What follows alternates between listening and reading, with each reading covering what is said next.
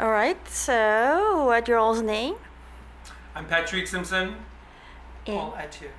and I heard that you Snow White have. 90210. We gotta say about Snow White. I know, I can't forget about her. So I heard you have a reality show on Amazon Prime.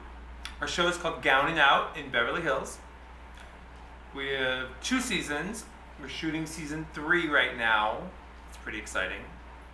So. Season 2 won Outstanding Digital Series. Oh, I love hearing By the that. American Reality TV Awards. Oh, wow.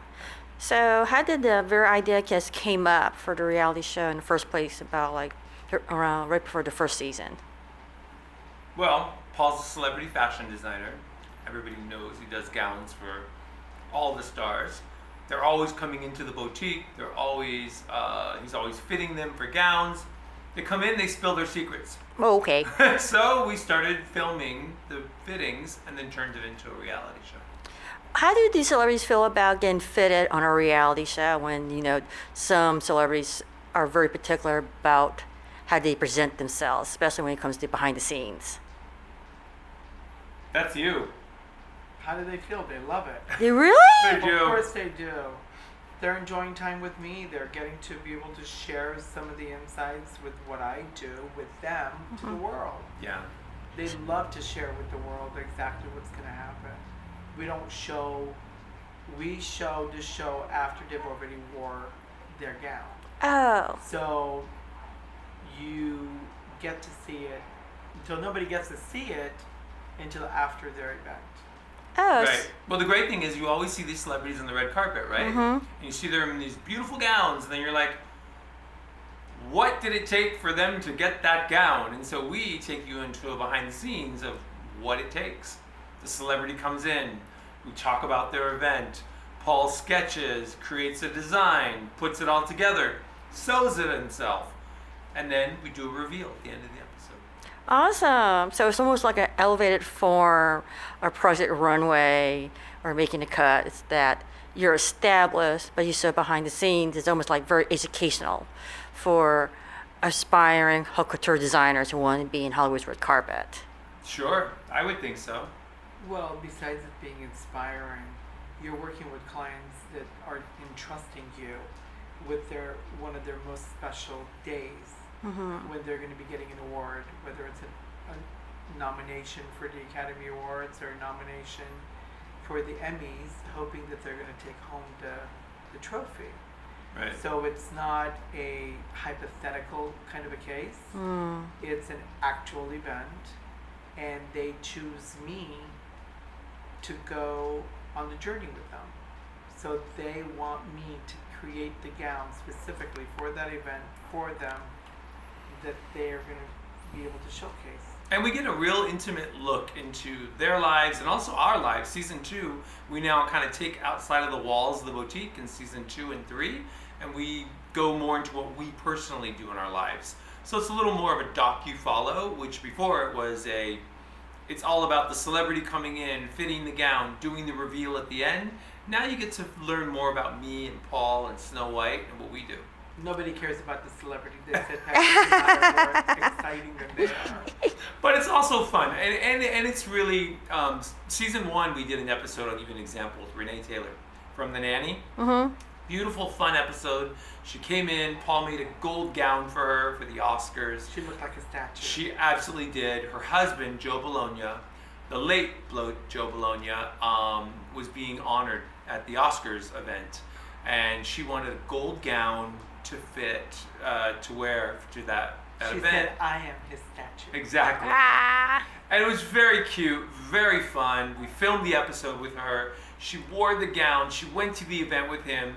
He received the Lifetime Achievement Award, and then he passed away after that. So that was the last thing he ever filmed with us, with anybody. It was the last thing he ever filmed, and we made a tribute of that episode to him.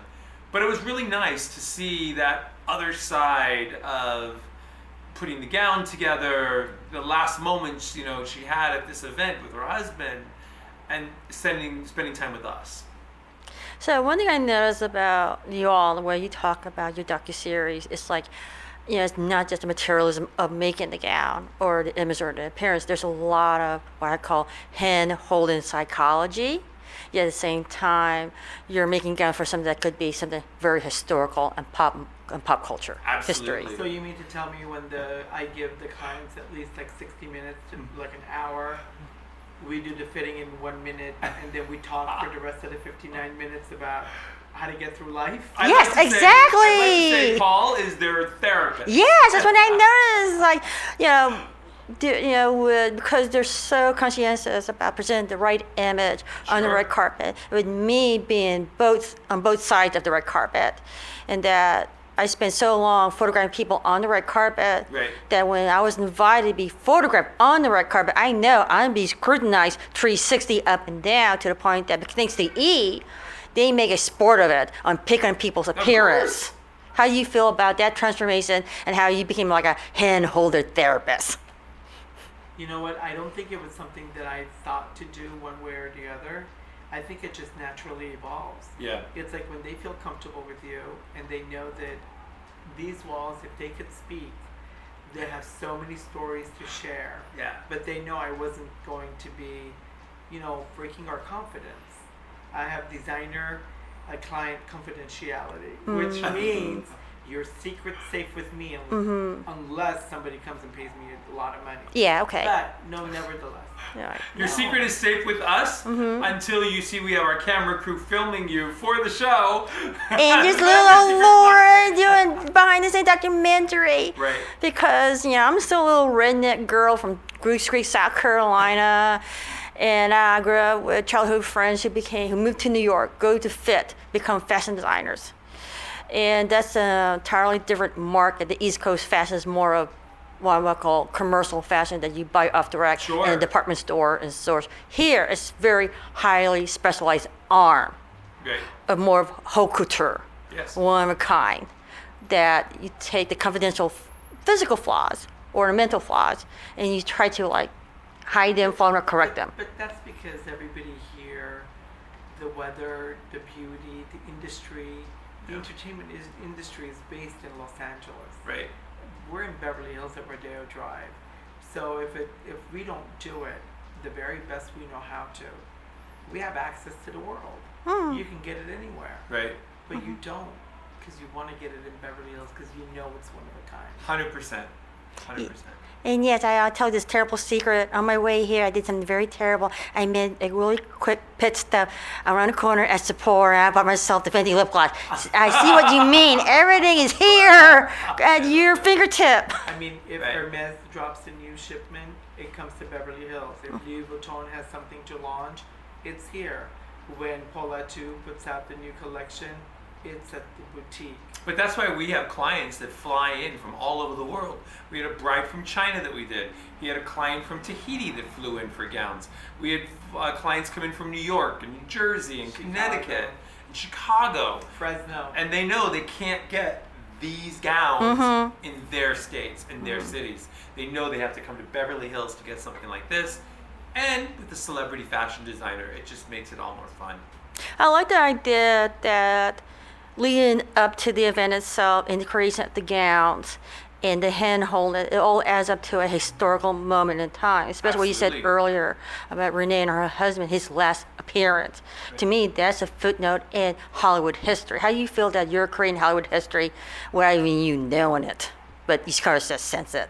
I didn't know I was I didn't know I was creating Hollywood history until you just pointed it out that way. But I did know I'm influencing and changing people's lives, which is what I've always wanted to do. But you are making history. An example, Bella Thorne. He made Bella Thorne's very first Academy dress for the Young Artist Academy when she won the Artist Award at, 12 years old? 12 or 13? I think she was 12 years old. 11 or 12. He wore the very first Academy. That means the very first red carpet dress she ever owned, he made. Yeah. He made Patricia Darbo's dress, and she won the Emmy in his dress. Wow. I did Karen Tolliver, and she got the Academy Award in the gown. And her Oscar gown. So it's, Yeah. I mean, am I making Hollywood history? I guess you're right. You I are. am. Yeah. But my focus isn't making the history. My focus is making sure that my client, who then becomes and translates into my friend, Right. I'm able to curate what their imagination wants to be, and they represent themselves at the most special occasion that they have, That's true. and they trust me with that gift. Yeah. For me, that is special. I like the idea that you use your education, training, experience, and background to take their dream and make it real, but you do it properly. I ain't gonna name names, but I know certain people who take matters in their own hands without any expertise, and they put it on the Oscar red carpet, and then they become an immediate joke. We know names. Okay, got yeah. you. All right. But he doesn't. He takes time, energy, effort Because into every gown he makes. But it's not about the Academy Awards. It's not about the event. It's not about showing to the world. Right. It's about the person and making them feel special. It's about the human and the details that you've incorporated. That's a vision that they've sought after since they were a dream of theirs. Right. The best thing is when clients will go to a wedding, or we've done a wedding, or mother of the bride, or the bride, and they send us pictures from the wedding, and they're so happy at how just amazing they look in the gowns that he creates for them. That's amazing. That's a great moment that we get to share in someone's life. I love hearing that, and for someone who's from the East Coast, especially the old money East Coast of the Southern Belle, that's how I was raised, believe it or not. Yeah. I see a shift from high society dressed in, based out of a Manhattan Alterier, and I see it shifting from there to here to your Alterier here in the heart of Beverly Hills. And how you feel about that shift in the market and shift in that demographic from I'm going to New York to get my gown. Now I'm going to get my gown here in Beverly Hills. I think it's amazing. I think it's needed to be. I think that so many people, now it's like it's chic to come to Beverly Hills and get your gown. You don't just pick it up on Park Avenue in New York. It's a whole experience. Who goes to Park Avenue? There's homeless people on the side. Yeah. I like hearing that. I like you saying that during right in the middle of New York Fashion Week. But it's Sorry. true. Considering we met In New York. When I was doing New York Mercedes-Benz Fashion Week Oh. in Bryant Park, I met him then. That's where I got my feet wet when New York Fashion was in Bryant Park. That's where I got my feet wet in there.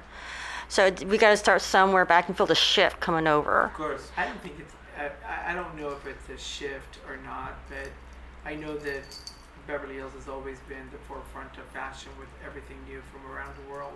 Right. We're the ones that get all the international people here. We're the ones that are lucky enough to be able to witness all the different nationalities that come through the streets of Beverly Hills at Rodeo. But it's the entertainment industry capital of the world. Is here in Hollywood. You don't Beverly see Hills. celebrities walking around in New York. You see them all here in Beverly Hills. Right. We're eating, we're shopping, Correct. we're riding our roller skates or rollerblades or skateboards down the street. Justin Bieber does that every day. Oh, wow. Well, I'm going to be a little biased when I say this, but I'm not going to mention her name, but she's a good friend as well as a damn good professional. And so as into entertainment in Hollywood and haute couture in fashion. A friend of mine used to be a general manager of a boutique here in Beverly Hills, Yep. a few blocks away. And whenever she gets a special order from a celebrity, especially they're filming on location, God knows where, Australia, Eastern Europe, it was her job. It was her responsibility to get that right outfit in the right size and mail it and FedEx it to that client in wherever they are in Australia, Eastern Europe, so they can put in that outfit and hit the red carpet wherever in the world. Right. And to me, that is only in Hollywood, Beverly Hills professionalism. You don't get that anywhere else. That's true, but with us, we do even more so. We hand deliver. Betty White, when he made Betty White's gown for the SAG Award, she got her Lifetime Achievement Award in his gown. We drove the gown to her house. He helped put her in the gown. Wouldn't I? Yeah. Of course I would. And that's one of the most incredible. That was a great memory to have. We have memories like that with so many celebrities that are our friends. Wow. I did make history. You did. Yes, what I said was that's the one thing that kept on, running through my brain right now as I interview you. You're making history out, you knowing it. without have this ulterior motive. Oh, I'm going to make history. No, it's just like naturally happens. Yes. It's true. Yes, that's yours. Anna Nicole Smith, our best friend who wrote the book, Anna Nicole Smith, Portrait of an Icon. She is buried in his house. Oh my! Okay, cause holy shit! Oh my god! Yes. Oh my lord! How you felt about that moment where it's kind of, well, it's sad, but at the Very same sad. time, you kind of honor that the last piece of clothing she wore was your gown. Every stitch I made has a teardrop Oh, attached to it because Yeah. it was one of the hardest things I think I've ever had to do. Yeah. Knowing that was the last thing I was ever going to be able to make for her. you know what? When I was a kid growing up, playing in the dirt in Goosery, South Carolina, my subdivision was built on pre-colonial graveyard, and I would like dig up all these architectural stuff. So I was thinking about those Egyptians 1,000 years ago that were now digging up Right. and getting their stuff. Right. Maybe 1,000 years when they dig up her grave, they'll discover your graves and put it in a museum. Isn't that amazing? Yes. Well, I hope they don't do that. I'm sorry, I had to say that. 1,000 years. She said 1,000 1,000 years. 1,000 years. Not 100 years. 1,000 years. I have pictures of it. They can go to our book. On No, but Amazon. like she's saying in the Egypt, that's kind of interesting. It's I never like thought about it it's like an, that. it's like an artifact. That's Yeah. Yes, very it cool. is an artifact for We dig up the mummies and and the queens and you see their gowns are in the museums in Egypt. That's amazing. King Tut, Yeah. I Cleopatra, never even thought about that, but that is cool. Nefertiti. I mean, yeah, it's kind of gruesome at the beginning, but hey, 10,000 years from now, it'd be really cool to say, oh, there's Anna Nicole Smith's last gown is in the museum. I never thought about it. Yeah. So, yeah, you're all. You're enlightening me a lot today. I'm sorry. That's one reason people want me to interview them. I enlightened them. It's like, yo, this is really freaking cool. You're making history out of you, again, knowing it. And I feel like you're all not getting enough credit for it in a way. And okay, here's another shift in trend forecasting. Last night was the VMA Awards on MTV. Great. And they're all and also tonight, they're all the Gen Zers now headlining, the Met Gala of all things. Right. So, how you feel about the shift in demographics from the establishment that used to be baby boomers? Then they forget about then they skip over to Gen X because like we don't exist at all. Then they went on to the millennials like Rihanna. Now they're like the first blood is Gen Z. Yeah. How you feel about that? What happened? to Gen Z, they don't have fashion sense. They just don't. They just throw anything together and say it's fashion. And I don't get it. Gen Z, I mean Timothy Chalamet, Go back to Oh. Zendaya, they're all like they're headlining the Met Gala with Anna Wintour. Of course, Anna picked them. Get it? Right. It's like I think it's sad. I think it's been a real big change. I think that the Met Gala was such a big deal with everybody. You want to see what they're wearing, and it was so over the top and so outrageous. And now it's like throw something on and let's see how crazy it is. No, there's a lot of beautiful pieces. There is a lot of beautiful pieces. Creative artists. Yes. I like it when they do a theme, and I'm not sure if this year's a theme. Maybe that's what I'm trying believe to it say. or not, it's like because of the need of the fashion industry especially during quarantine, where Right. it was just the quarantine for me was like a exfoliator scrub that scrubbed away all the ex-Rona's crud. And in the process, a lot of people have been hurt economically, whether they're millennial restaurateurs who just getting their feet wet and they lost their restaurant Right. because they don't have the room for outdoor dining. Right. They don't have the money anymore for rent too. Fashion brands, they're not doing well making transition from online shopping Very sad. to people are just okay being bottomless in sweatpants. You know, and I think they were for a year in that, and now we found that the weddings are being rescheduled, their events are being rescheduled, they're all coming in. We've been busy. We've been really busy I feel like people are a little more excited now to dress up. with a newfound energy of, Yeah. this could all end tomorrow. I'm going to dress up to go to the grocery store now. So that one gown I was saving for a special occasion, Yeah. today is that day. Yeah. It's not as casual. They are dressing up more. I like hearing that there's hope and a renewal in the fashion industry. And the theme for tonight's Met Gala, believe it or not, because it's needed, is the All-American Americana, which is weird because I just came out of Pioneer Town, and I like the people there because they saved my ass when my car broke down in the middle of the desert. And they're really sweet and really nice. I'm on a down payment for Stagecoach. I've got a fresh pair of cowboy boots. I got some designer Daisy Dukes with back pockets on my butt, and I got, all leather, cowboy hat. And I got a patchwork Western shirt I'm going to tie around my boobs for Stagecoach. I feel like I'm on trend because the Americana is the theme of tonight's Met Gala. And a friend invited me to a beach picnic, and I end up surfing in the surf. So I'm the other side of the Americana spectrum. Velvet, bikini tops, the Aviator Nation velvet sweatpants, and boogie board. It's just like, man, I'm going to Americana Western here. I didn't know it, but it's like I can feel that again, that trend, that shift going to that. So it'll be interesting. There's so many trends that have cycled through that I feel at this point is exciting for everyone to be able to experience and express their fashion sensibilities. True. Because they just want to be around. They just want to be seen. They want to be heard. Everyone has a voice. They want to be able to share. And there is not one thing that's wrong. Well, what Paul's doing now is during the pandemic, we were shut down, and he created an entire fashion design pathway. Wow. For high school. And so LAUSD, and so they hired him. He now teaches on campus at Fairfax High School fashion design. And he loves it. Those kids back home in Goose, South Carolina are going to eat their heart out. Those kids in Fairfax have no freaking idea how lucky they are to have a real life haute couture designer train the next generation. Exactly. I can't tell you how happy.